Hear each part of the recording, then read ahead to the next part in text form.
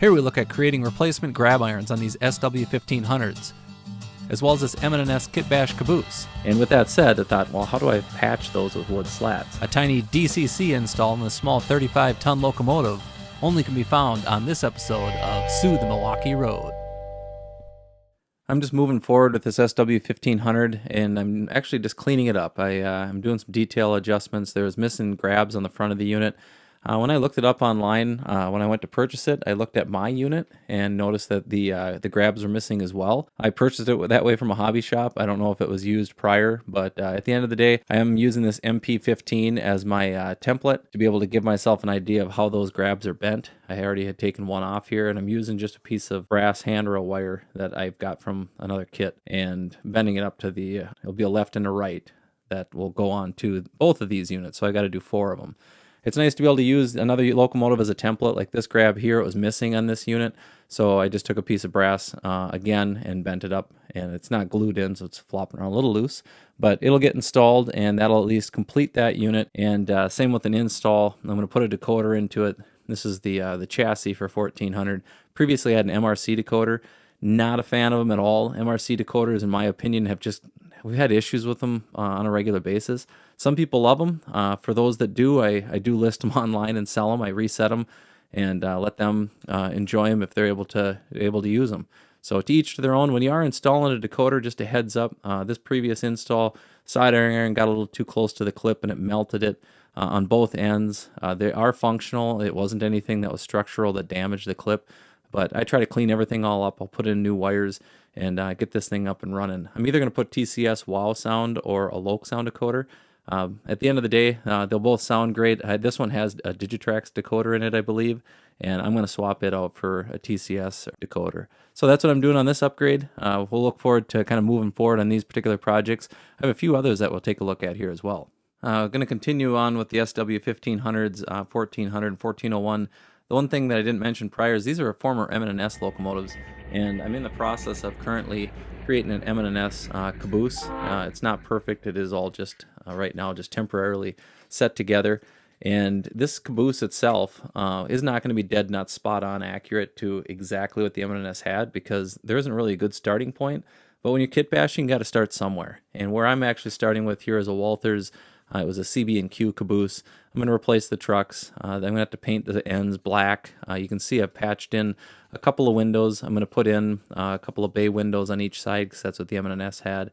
One thing that this does have, as you can see, is it actually has wood slats. And with that said, I thought, well, how do I patch those with wood slats?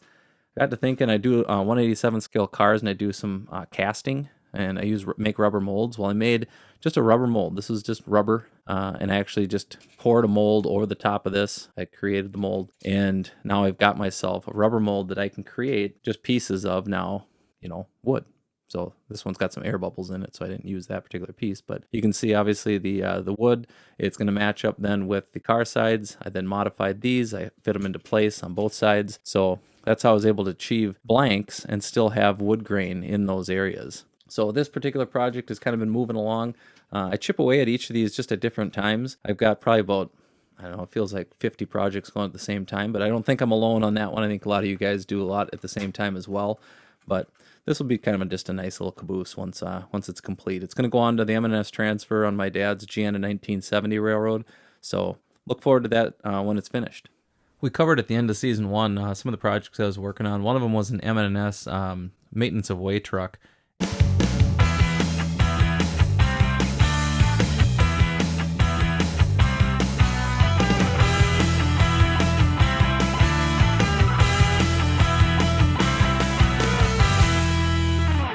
And I've gotten to the process now that I've gotten the truck itself, for the most part, wrapped up and close to finish. It's all just pieced together right now. But I did the cab, and I hollowed out kind of the wheel wells and did a lot of work there. I ended up needing a fuel tank, and the fuel tank that I've got here, this is the original. It's actually off of a Promotex rig here that obviously you take it apart, take the fuel tank portion out. I ended up filling it in and then creating a cast and creating one that I was able to reproduce because I needed it I have 2 more of these. And in this whole process, you start with just a raw cast. I purchased this one from a gentleman online Greg Dixon.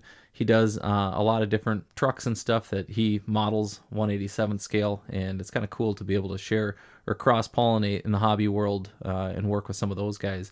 But he created these, and they were close to what I'm looking for to represent that MN&S maintenance of way truck.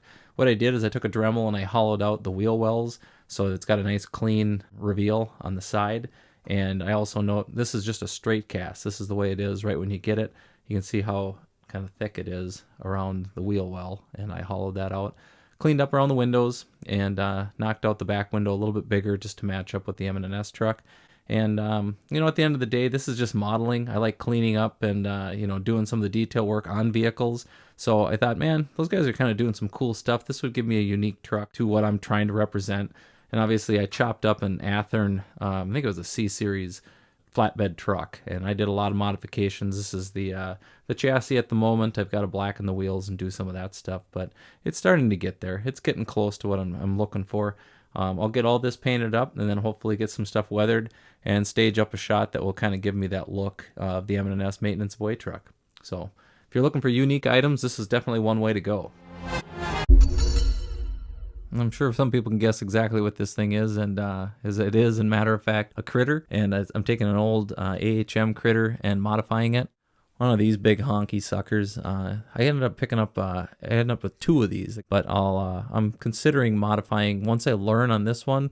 Doing this one because this was the one that was a little bit nicer, had better wheels, had smaller flanges and stuff that I ended up swapping out on this particular one. This one has Athearn wheels on it now. I ended up pressing new wheels onto the axles that originally drove this. It actually doesn't run too bad. I've got a TCS wow sound decoder in here with the Keep Alive, and ends up being fairly straightforward, putting LEDs into it, and I ended up bending and put together my own grab irons, spraying those up in black, and then obviously the shell itself. Okay, this thing isn't anything perfect by any means, but again, it's going to be a critter. It's going to be just a small little workhorse, and I'm going to get this thing painted up. It will be for the General Mills elevator in my Hiawatha elevator district, and it's not going to be something that's going to be used on a regular basis, but I might have it just as a side job for a guy to move cars to the correct spots. We're going to do this one up, and hopefully the operators in the future will enjoy it.